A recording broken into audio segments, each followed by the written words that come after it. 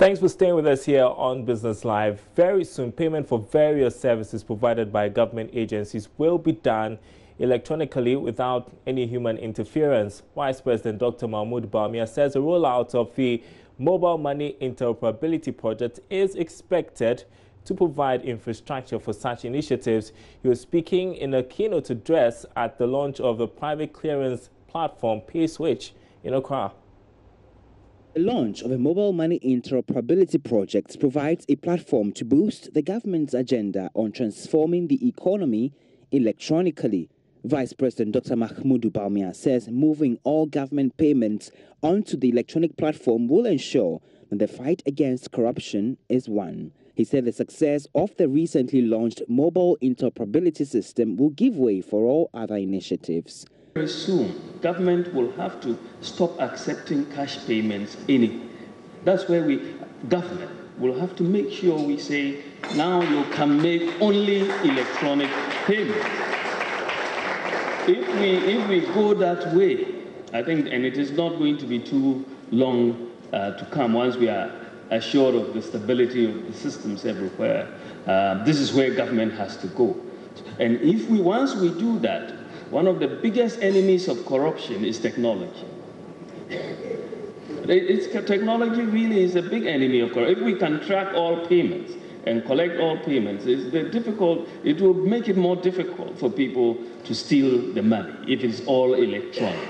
And once this infrastructure has been put in place, government has to take full advantage of it and be able to receive payments for all sorts of services electronically. It can easily be mandated. The Vice President also hinted that with the ongoing transformation, any Ghanaian mobile phone user is automatically having access to a financial service.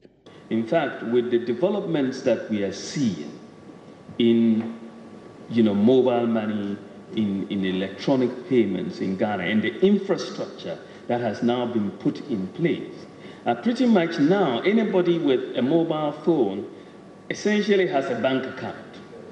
I mean, because you can do your mobile payments to a bank. If you have to pay for your taxes, you can pay using mobile payment. Now, if you have to pay, for import duty, you can use your mobile, your account, your mobile phone to pay. So we are getting to the point. He also assured the National Identification Program will be rolled out in the course of this month. Well, meanwhile, the Vice President, Dr. Bawumia, is justifying the $4.5 million spent on the rollout of the Mobile Money Interoperability project. He says it was within government's budget. According to him, the aim of the current administration is to streamline all payment systems in the country without burden to the citizenry. There were some reports that the previous administration had budgeted over $4 billion for the project. Now, speaking at the same event, the launch of the private clearing platform known as PaySwitch in Accra, the Vice President said with the intervention of mobile money interoperability as well as other digital systems, government will be compelled to abolish payment of cash for transactions in the public sector. Ghana is arguably the leading country right now in Africa in the area of mobile payments interoperability. As I said, we've overtaken Tanzania and Kenya and other countries in this direction.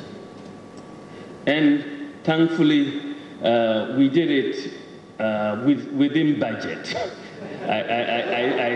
I say so. I hope PaySwitch, you didn't spend 4.6 billion Ghana cedis on your development. I certainly hope you didn't. I mean, you've heard a lot of discussion this week about the cost of payment system, especially this interoperability switch. And yes, I mean, when I first became aware of this, it was a situation where 3 companies apparently bid for the right to provide payment systems, right? The interoperability, payment system interoperability. One company bid 14 million Ghana cedis to provide that payment system interoperability. Another company, for the same scope of work, bid 5 million Ghana cedis. And yet a third company for the same scope of work bid 4.6 billion Ghana cedis. And guess who won? 4.6 billion Ghana cedis won that bid. And what are we trying to provide? Interoperability. And we have been able to do it for $4.5 million instead of the $1 billion. And we have become the leading country in interoperability in Ghana. So what other scope were you thinking about? I mean, what more do you want to do? If you've become the leading country as far as interoperability is concerned, what more scope are you going to provide? Government says Ghanaians would soon start realizing the benefits of prudent economic management in their pockets. This in response to criticisms that recent positive economic indicators are not reducing the cost of living. But at a press conference this afternoon, Deputy Information Minister Kojo Nkrumah said he disagrees with these arguments. He says the recent Eurobond results show the trickle-down effect to be felt soon by Ghanaians. Recent months, we've been speaking about the improved macroeconomic conditions of our nation. And sometimes this improved status is dismissed with a claim that it is yet to reflect in the pockets of the average Ghanaian. But the recent sovereign bond issuance of the Bank of and the conditions associated with it are yet another example that Ghana is beginning to get dividends from the improved macroeconomic management of our economy. Colleagues, until recently, Ghana's economy, which showed worrying signs of distress, and you could find those signs of distress in our macro indicators, we could only raise funding at very high rates on the global market. And this was primarily because the risk premium associated with Ghanaian instruments was deemed very high. You'll recall that in 2015, government's 15-year bond was secured at 10.750%. The 6-year bond, which ought to have been cheaper, was also secured at 9.75%. But today, with the improvement in our debt sustainability situation, and you know that we have come down to 69.2 from an earlier 73.1. Today, with rebounding growth has gone up from about 3.7 to about 8.7 in the year gone by. Today, because of improvement in the revenue situation and a gradual reduction of our contingent liability risks, Ghana's new bonds are being rewarded with some of the lowest rates on the global capital markets currently for emerging markets. Our recent 10-year bond, as I'm sure you are aware, was secured at a rate of 7.62. And even the 30-year bond, which you would even expect to be significantly more expensive than the 15, which was at 10%. You're watching Business Live. We are moving on to other stories. Tonight, the Energy Ministry is calling on prospective bidders for the country's new oil blocks to ensure value for money and comply with best international practices. This was made known during the inauguration of a committee to manage the opening of a competitive bidder for the new oil blocks. There's more in this report. The Minister of Energy, Boakye Agyarko, has inaugurated a 19-member licensing round and negotiating committee aimed at overseeing the number of oil blocks that will be put on offer during an upcoming bidding process. According to the Minister, the bidding process for oil blocks is very necessary, especially when Ghana's last exploration well was drilled in 2014. Exploration activity has slowed down since the dawn of the low-price era in 2014. This has been compounded by the boundary dispute between Ghana and La Côte d'Ivoire. In fact, the last time an exploration well was drilled in Ghana was in 2014.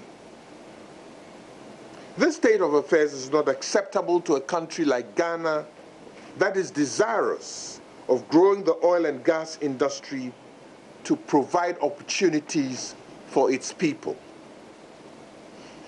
It has therefore become necessary for government to create the environment for accelerating activity through our strategy of aggressive exploration. Meanwhile, Boakye Agyarko has responded to concerns over the inclusion of local content in the bidding process. He tells Joy Business local tenders will be considered only if they meet the requirements in the bidding process. Refers to the types of entities that will be participating in the bid. It's an open, competitive bid. If there are Ghanaian companies who want to bid to become license holders and operators, and they qualify, that's the operative word. Everybody must meet a qualification criteria in order to be considered. On his part, Chairman of the committee and Chief Director, Ministry of Energy, Lawrence Apausi, entreated members of the committee to be highly professional in their discharge of their duties. Members of the committee, my fellow colleagues, are urged to be very professional in the execution of your duties. As the swearing statement says, we have to treat this all with confidentiality. So I will ask the Honorable Minister also and the deputies that we know their doors are already open. We have been having an open, transparent discussion with the ministers. We want them to keep the doors continuously open like this to all the committee members, even in the absence of the chairman. The 19-member committee has been divided into 3 sub-committees. While still with oil matters, petroleum prices are set to witness marginal increase this week. This would bring adjustments from the beginning of this year to more than 10%. The development has renewed calls for some intervention to help cushion consumers from these hikes or removal of taxes on some products. Let's tell you now how these increases would reflect at the pumps. Joy Business's calculations as well as checks with importers of a product indicate that prices of diesel and petrol should go up by almost 2% this week. This should mean that a gallon of diesel should be sold at around 22 cedis 72 pesos. So you need 5 gallons to fill your tank for a week. And then the budget is now pegged at 113 cedis. For petrol, a gallon should be sold at around 20 cedis 97 pesos. A kilogram of LPG should go up by more than 5%. Some of the oil marketing companies have told Joy Business they would indeed increase their prices by this margin. Analysts have argued that government may have to step in to help reduce the impact of these hikes on consumers or look at the option of reducing the tax build-up on these products and some subsidies. This is because since the beginning of the year, some products have witnessed some significant increases. In other news tonight, the Crops Research Institute is urging government to adopt its newly released rice varieties for the Planting for Food and Jobs program. Research scientist Dr. Paul Kofi says these varieties are high-yielding, disease-resistant, and of high nutritional value. He was speaking at a 2-day workshop organized by the Korea Africa Food and Agriculture Cooperation Initiative, dubbed Enhancement of National Agricultural Extension Services. It's estimated the nation imports rice in excess of $300 million annually.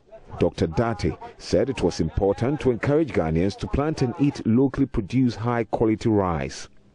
Dr. Date, presenting an overview of the project, said it had established 3 demonstration fields in 3 districts, namely KJB, Biakoye, and Hohoi. He believes it's the surest way to achieve food security and boost farmers' income. We have developed improved aromatic upland rice varieties that are probably the best on the continent. In Africa, you have 1 primary aromatic rice variety, Nereka 1, and what we've developed is superior to Nereka 1 when you talk of consumer acceptance. So the project is assisting us to get that rice onto farmers' fields. The rice varieties were developed under the Korea Africa Food and Agriculture Cooperation Initiative, KAFASI. It includes agricultural researchers and scientists from Ghana, Gabon, Ethiopia, Malawi, Senegal, and Zimbabwe. It's aimed at disseminating quality rice varieties into the market to reduce rice importation. Dr. Kim Jong-jun is Executive Secretary of the KAFASI. He pledges the South Korean government commitment towards assisting Ghana to improve her agriculture. The KAFASI is international cooperation initiatives in Korea and Africa. So we would like to give some our experience during the development of our country. So we have a lot of experience in agricultural development, and now Korea wanted to share the experience. So, you know, Korea was a very poor country during the after Korean War, but after that, we had a Korean government concentrate extension system in agriculture. So we have a very good agricultural extension system. So we want to share our experience to enhance the agricultural extension system in Africa now. Reporting for JoyNews, Kwesi Deborah. Adom FM, in collaboration with Ingenious Africa, is set to roll out a new radio drama series, Lunar Solutions. The program will help entrepreneurs understand the negative and positive experiences businesses go through. Fozia to Adom has more. Solutions is a radio version of Solutions TV program which currently runs on Joy Prime on Wednesdays at 7:30 p.m. to 8:30 p.m. The series is an educational program to help further enlighten would-be entrepreneurs. It will be done through dramatic portrayals of typical business situations, learning through negative and positive experiences. Producer of the show, Bana Futete, says the plan is to make Solution a household mantra in Ghana. Solutions Radio, which is a drama, is just a radio version of audio version of what has been on YouTube when you watch Kente TV. It is a drama that seeks to educate people about what their businesses, and then we've just made it more interesting when you listen to it on radio, and you can just picture and imagine it. When you are listening to it on radio, it's just like you're watching it. So it's so interesting that you can picture what you're listening to and then just be part of it, because it's a radio, and then radio deals with the mind a lot. So we made some attempts, or we made some attempt just to make sure we wouldn't take the listeners or audience out. We took them into consideration. They are our targets, and then the business world is our target as well. So there is a broadcast done in Tree, and then we have some known voices and faces behind the whole drama. The 30-minute radio program, which will be aired in Akan, will begin broadcasting on Adom FM from Wednesday, 16th May 2018 at 5:30 p.m. It will also feature as part of Adom FM's Ophir Kwanso program and would include a live discussion segment where listeners can interact with resource persons in the studio after the drama has been aired. All right, time now to bring you our interview of the day. Former Director General of the Securities and Exchange Commission, Dr. Edouard Anienchi, says he backs moves to withdraw licenses of the 10 troubled investment firms. That's if it is established that they failed to comply with industry laws. According to Dr. Anienchi, this action has become crucial to bring sanity into the industry.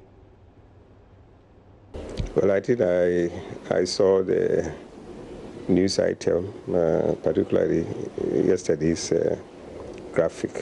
I think they issue a public statement last Friday or so that 10 companies are going under investigation. They are investigating those companies for breaches of the law, and I think that is a positive thing to do.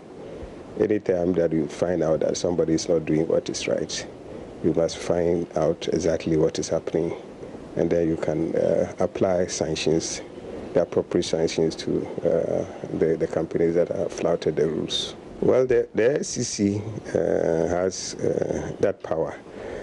If you infringe the law, the sanctions are there. Suspension is one, and revocation of your license is also one. So, depending on the gravity of the offense, they will decide either to suspend you, and when you have been able to repair the damage, maybe let you go back to operate. But if they think that the problem is like that your license has to be revoked, the law gives the SEC the power to do that. And for you, are you in support of this? Well, if that is the punishment they have to give you, yes, they must apply the the right punishment. The appropriate sanctions might be applied. You're watching Business Live. We are taking a short break. We'll be right back.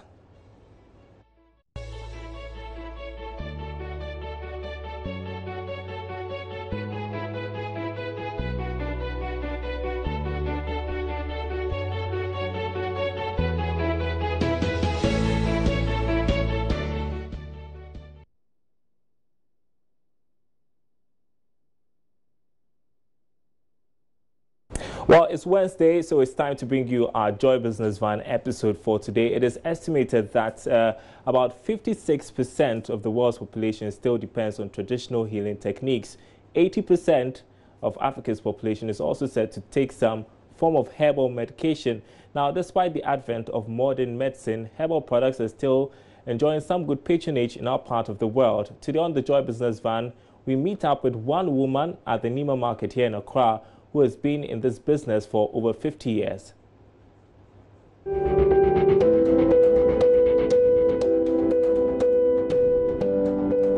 Hajia Fuseina is in her mid-60s. She's one of the popular traditional medicine sellers at the Nima market here in Accra. Today, we've come to see her to try to understand the industry. Assalamu alaikum. Wa alaikum salam.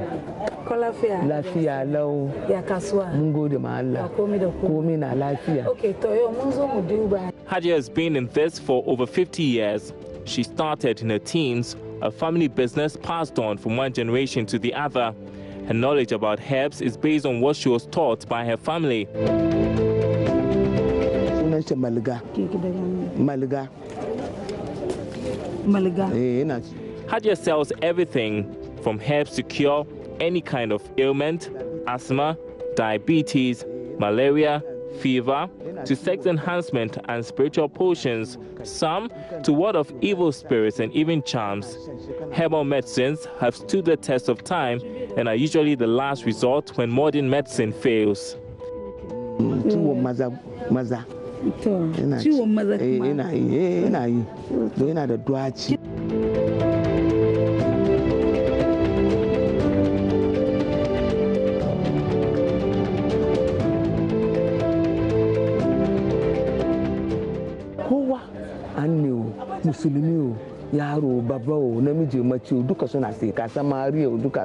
People come here a lot, Hajia says. When they are satisfied with her mixture, they refer other people to her. Most of her clients are based on referrals, and they are from different backgrounds, be it Muslim, Christian, young, old, men, women, rich or poor.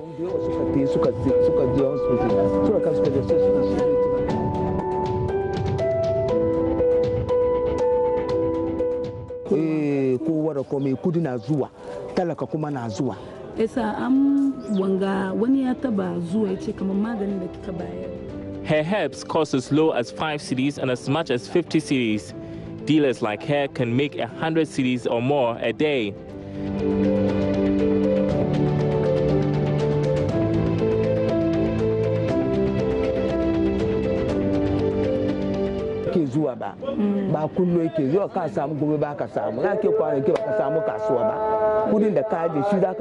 But just like any business, Hajia tells us the market could go up and down, sometimes good, other times bad.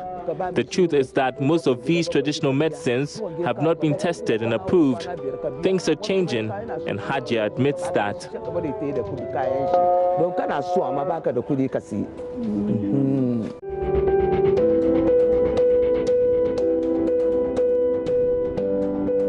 Mampong in the eastern region is the location of the Center for Scientific Research into Plant Medicine, an institution for research into herbal medicine. It was set up in 1976 by government, producing its own herbal medicines. Dr. Alfred Ampoma Apia is Deputy Executive Director at the center. Originally, it started as production for the clinic. So we have quite different products for various disease conditions, including malaria, arthritis, anemia, enteric fever,